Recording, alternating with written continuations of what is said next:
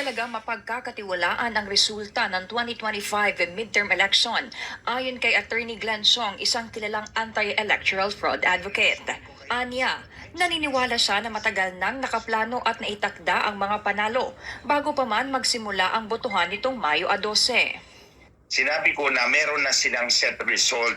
May resulta na sila bago pa nagsimula ang botohan. Ang sabi ko, 8 ang mananalo na kalyado ni Marcos, 3 kay President Duterte at isa si Amy Marcos. At yan ang lumabas ngayon.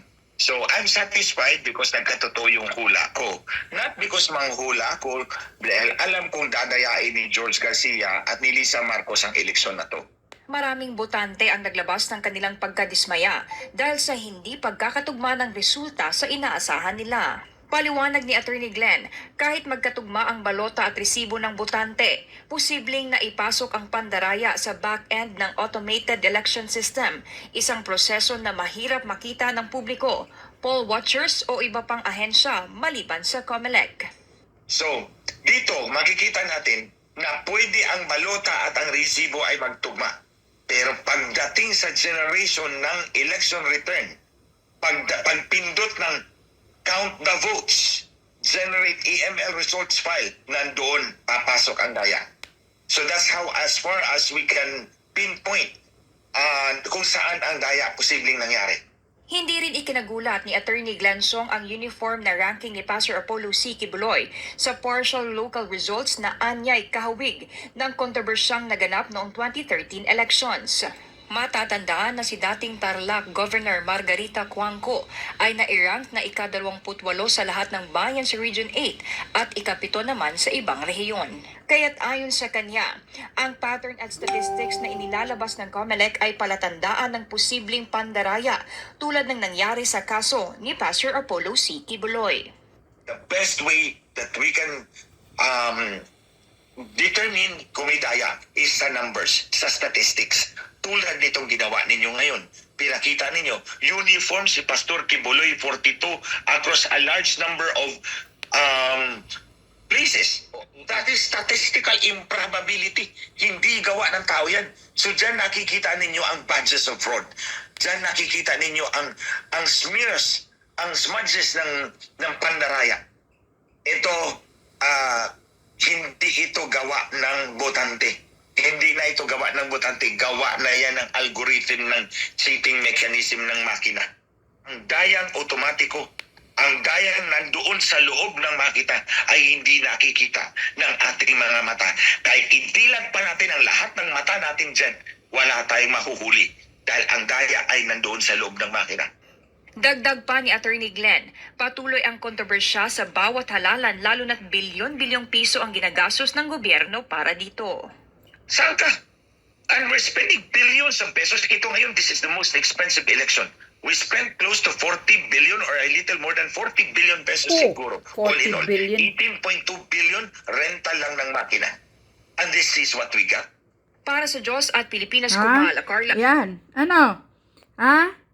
Ito ang nakuha namin sa gastos ng pira ng mga taxpayer, 40 billion. 40 billion dito sa bagong mga kumpanya ng Mero. Tapos ganito lang ang gagawin mo sa amin, George Garcia, hayop ka.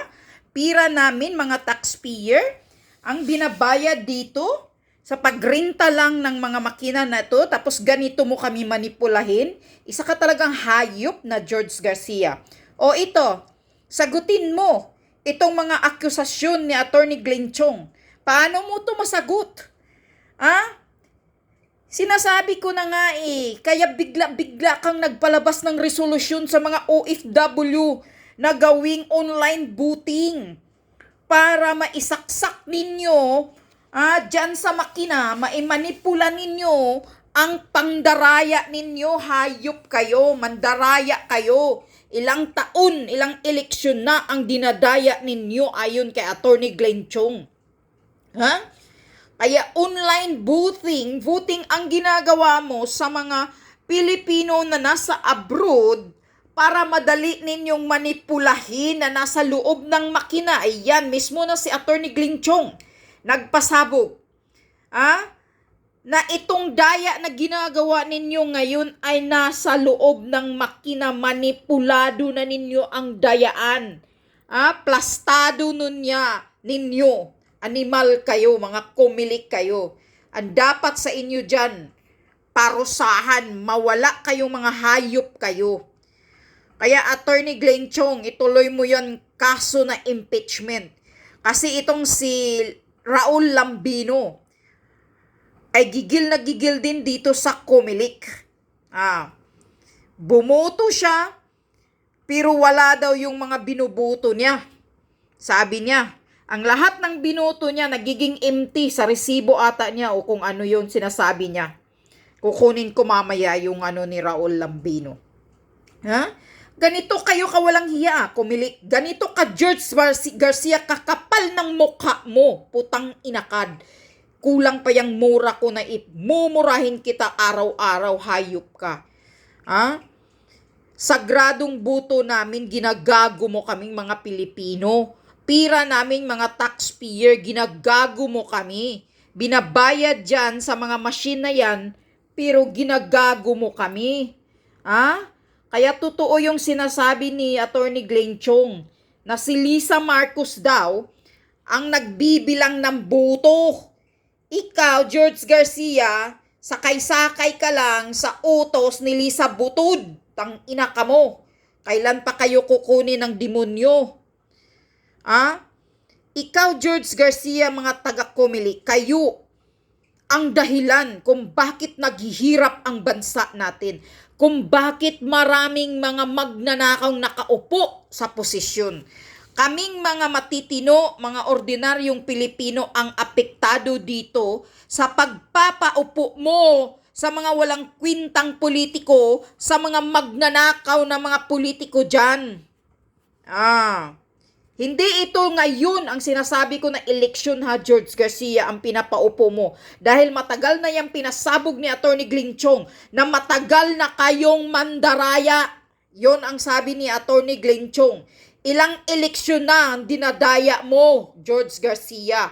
Kaya sabi ni Attorney Glenn Chong, habang andyan ka, animal ka, hudas ka, sa Comelec, wala talagang transparency ang Comelec, ang eleksyon ng Pilipinas.